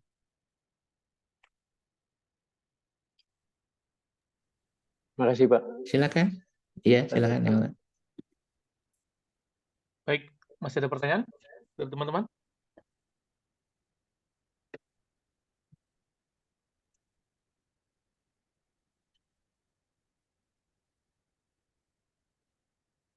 Kalau nggak ada, mungkin saya pertanyaan terakhir nih Pak. Ya.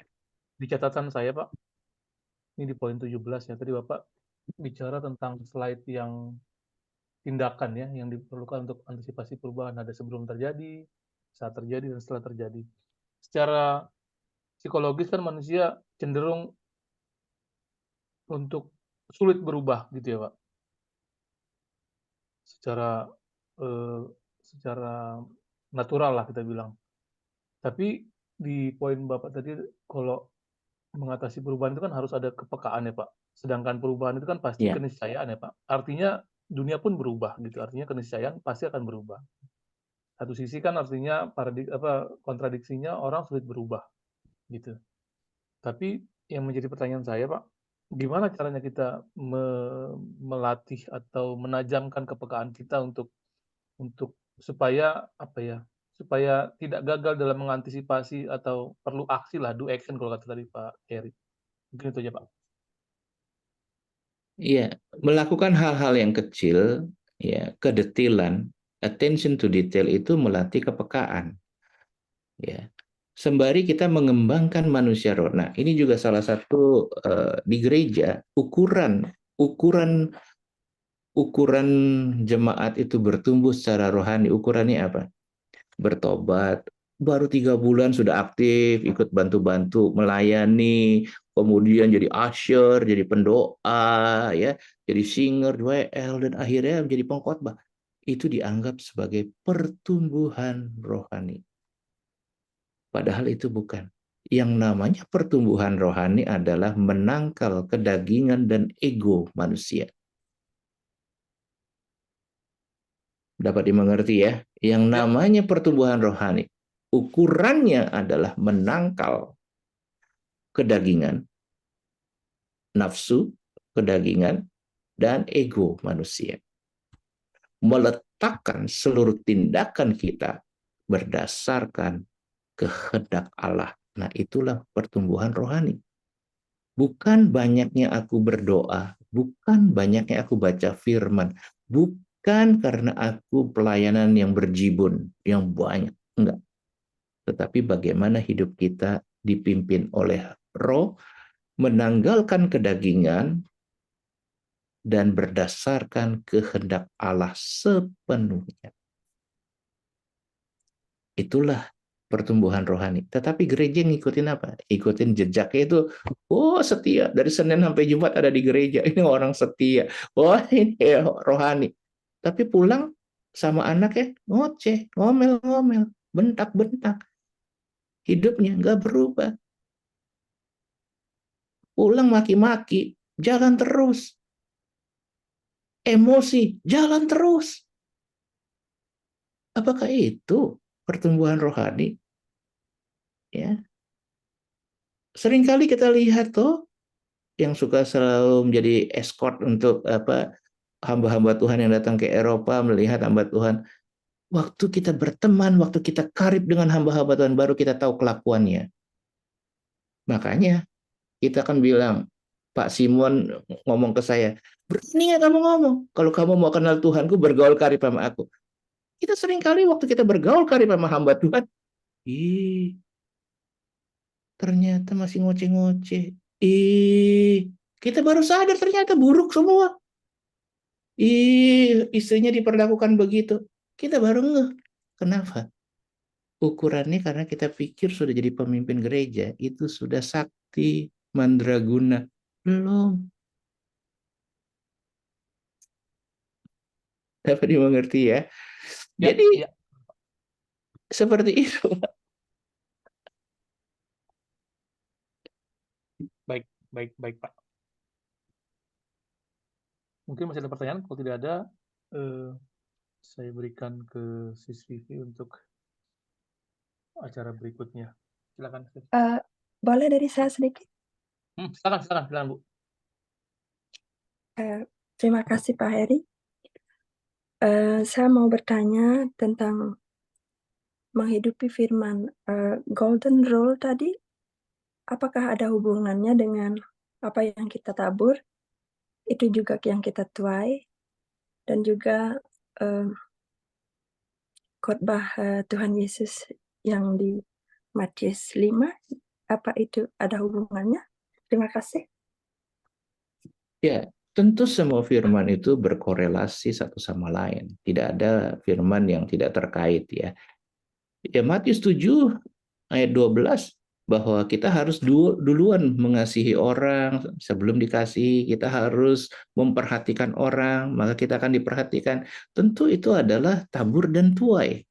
Kita maunya diperhatiin, tapi kita nggak pernah memperhatikan orang. Ya kamu akan menuai tidak diperhatikan orang, gitu ya. Seperti itu. Itu adalah prinsip tabur tuai. Tabur tuai. Kekristenan kan mengacu prinsip apa yang kita kerjakan kita akan menuai, gitu. Nah kalau kita tidak melakukannya, tapi kita berharap itu, ya sama dengan kita mengharap hal yang kosong. Karena kalau kamu mau dikasihi, ya kamu harus mengasihi. Itu ada korelasinya dengan tabur tuai. Exactly, seperti itu.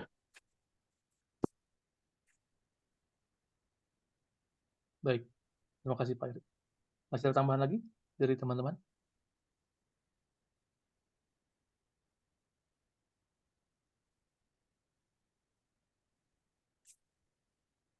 Oke, kalau tidak ada, saya share screen, nanti mungkin Sis Vivi bisa ambil alih sebentar ya. Saya share screen dulu.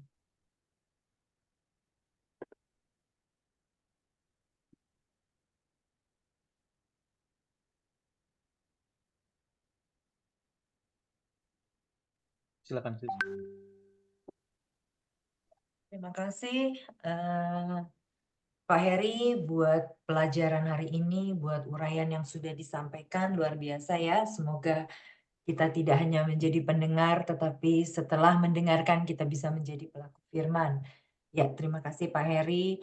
Dan sebelum kita mengakhiri webinar kita, ini seru banget ya, sampai waktunya molor, tapi kayaknya nggak ada yang ini deh, nggak ada yang komen, jadi saya rasa semua oke gitu ya. Oke, ini ada beberapa pengumuman bagi teman-teman yang ingin memberikan persembahan kasih. Ada info di sini, di sebelah kanan, kalau saya lihat di kamera saya, bisa transfer ke rekening Perki Eropa, ada nomor IBAN, nama bank, dan clearing number. Bisa di screenshot ya, silakan, feel free. Dan untuk berikutnya, kita juga dari Perki Eropa berencana mungkin setiap sebulan sekali kita akan mengadakan webinar-webinar ya. Tentu saja pada musim summer liburan ya kita juga free supaya teman-teman juga bisa berlibur ya. Nah, webinar yang berikut yang akan kita adakan di bulan Juni, silakan dicatat tanggalnya 21 Juni. Nah, kayaknya soal waktu ini kemarin banyak yang tanya mungkin agak bingung ya. Karena perbedaan waktu Eropa dan mungkin di Asia, di Amerika, di mana-mana ya. Jadi jamnya itu 19.30 waktu Eropa, itu hari Jumat. Berarti hari Sabtu dini hari jam 00.30 seperti tadi, waktu Indonesia bagian Barat. Ya. Nanti seperti biasa akan diberikan Zoom link-nya, tinggal connect. Dan pembicara untuk di bulan Juni, kalau yang seumuran saya atau ya mungkin kenal penyanyi Irma Jun zaman kita, Pak Heri kayaknya kenal juga kali Pak Heri, ya penyanyi Irma Bro Andri gitu ya, pasti yang seumuran mungkin Pak Stanley, saya kurang tahu nih Pak Stanley, kenal juga kali Pak, ya Ibu Dr. Irma Yvonne Jun Kairupan, ya jadi beliau adalah seorang penyanyi. Dan temanya adalah toxic parents versus toxic children. Jadi tema ini pasti menarik banget, khususnya buat anak-anak muda, kita-kita yang juga emak-emak, bapak-bapak mungkin ya, yang punya anak-anak yang ya Gen Z atau terserah lah mau generasi baby boom, generasi X, Y, Z, alpha, beta dan sebagainya, pasti seru banget ini temanya ya. Jadi silakan dicatat dulu teman-teman untuk tanggalnya, info selengkapnya menyusul. Oke.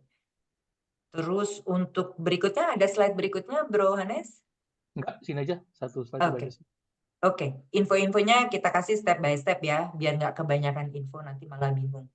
Oke, kalau misalnya nggak ada pertanyaan lagi, mungkin saya minta tolong, jika bersedia, kita akan bikin foto bersama. Bagi yang bersedia, tidak keberatan, silahkan untuk buka kameranya.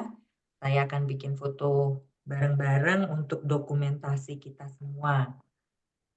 Saya akan hitung, saya akan jepret. Bentar sih, belum semua kayaknya membuka. Ya, easy. Oke. Setidaknya sebagian besar sudah ya. Kalau yang mungkin sedang di jalan atau tidak bisa buka kamera, tidak apa-apa. Oke, 3, 2, 1. Sekali lagi. 3, smiley ya. 2, boleh tangannya dada-dada, boleh deh. 3, 2, angkat tangannya semua. 3, 2, salam Cynthia. 1, good. Terima kasih teman-teman. Oke, kalau gitu saya akan langsung tutup ya Bro Hanes ya. Ya, silakan sis.